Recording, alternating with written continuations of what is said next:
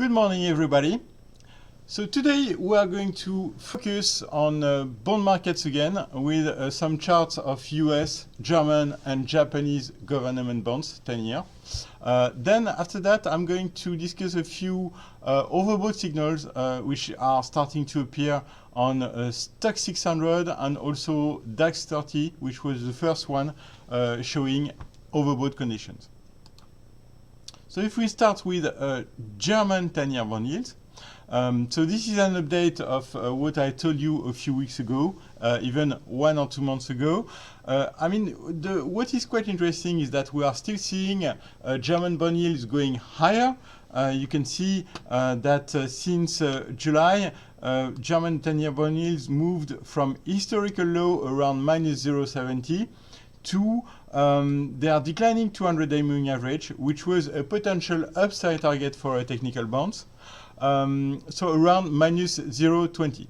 Minus 0.20, more or less, is also a Fibonacci retracement, so a 38% retracement of this entire decline since early 2018, and is also this minor top hit in July. So overall, a significant resistance zone ahead, and I think it's becoming a bit tempting to increase exposure on Bund after the recent correction. So if I had to make a forecast of German bond yields, I would say that German bond yields are likely to become a bit topish around minus 0.20, then to start a potential setback. In parallel, if we look at what's happening in Japan, so once again with 10-year Japanese bond yields, we can see that a similar rise from historical low also on Japanese bond yields, which are also, like in Germany, which are also negative. And what happened this week is even a breakout above an important resistance, which was my ideal target around minus 0.10%, minus 0.10.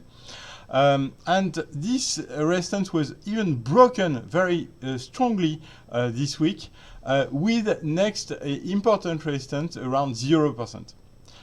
So even though Japanese bond yields went a bit higher than expected, what I think is likely is to see now a limited upside potential on Japanese bond yields, and probably a stabilization within 0% on the upside and minus 0.10 on the downside. So I think we are likely to see limited upside potential in the near term and possibly the formation of a trading range in the near term. In the US, the technical outlook on bond yields is slightly different because until now, people were more reluctant to sell a US bond than German or Japanese one, which have negative yields, which is not the case in the US.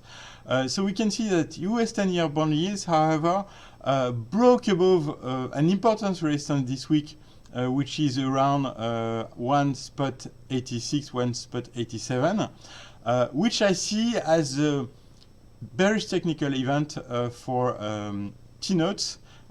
So it's an indication that bond yields are likely to move higher in the US, possibly back to 2.10, 2.15, which is the next significant resistance zone and potential upside target.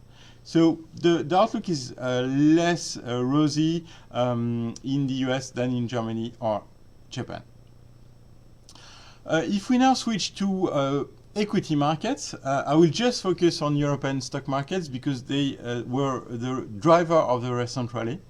And we can see that since the upside breakout made, I think it was 2 weeks ago, on European stock markets, so we had a massive rally, which is still underway.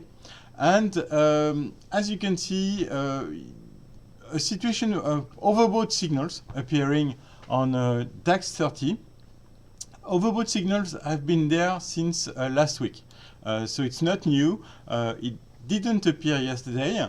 And the market is still rising, which is an indication that the market is very, very strong. This is something that can be compared to the overbought signals we saw in April. However, as you can see on previous oversold signals, it's an indication also that the upside potential, the risk reward of buying DAX here is now not good anymore. So it's a mixed risk reward, overbought conditions. So even though I'm not telling you that the market is going to collapse, because the market is still actually very strong and broke above very important technical resistance.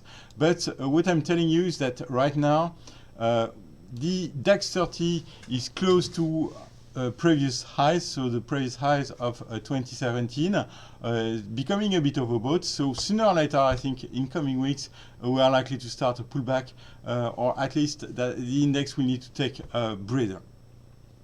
On STOXX 600, so STOXX 600 was less overbought than the DAX 30, but is now, I mean, the signals appear over the last few days. As you can see here, this index is also starting to become a bit overbought on a daily basis.